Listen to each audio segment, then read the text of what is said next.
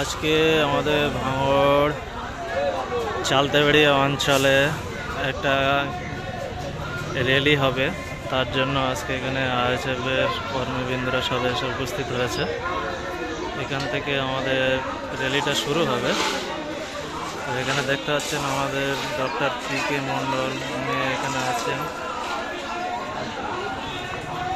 এটা আমাদের আছে এখন আপাতত চালতাবেড়িয়া কামরা মাঠ বলে একটা মাঠ, এখানে আছে প্রচুর হাজারে হাজারে আছে কর্মীবৃন্দরা ছড়িয়ে ছিটে এখানে সেখানে ছায়া বসে আছে গাছতলায়।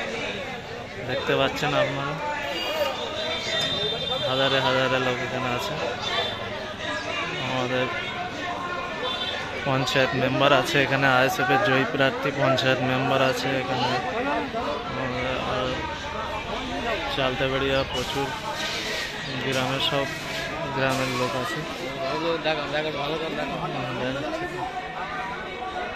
এখানে আমাদের শান্তি এসে দাঁড়িয়েছে, শান্তি এসেছে, শরীফুল বাবু আছে, রেজা আছে, রেজা। আচ্ছা দাদা, এখানে আজকে কি উপলক্ষে এসছেন আপনারা? আজকে আমরা এসেছি আজকে আসামের লোকসভা নির্বাচন উপলক্ষে। হ্যাঁ, আমাদের আইএসএফ মনোনীত প্রার্থী বাইরের মনোনীত প্রার্থী ওখানে আজকে আমাদের অঞ্চল র্যালি আছে। এই অঞ্চল র্যালি এখান থেকে শুরু হবে। বাইরের এলাকার সামনে আমাদের র্যালি করছেন, ওখান থেকে এখানে আসবেন। তারপরে আমাদের কর্মীবৃন্দকে নিয়ে আমরা প্রার্থী পরিচিতি করাবো। তারপরে বিকেলে আবার জনসভা আছে।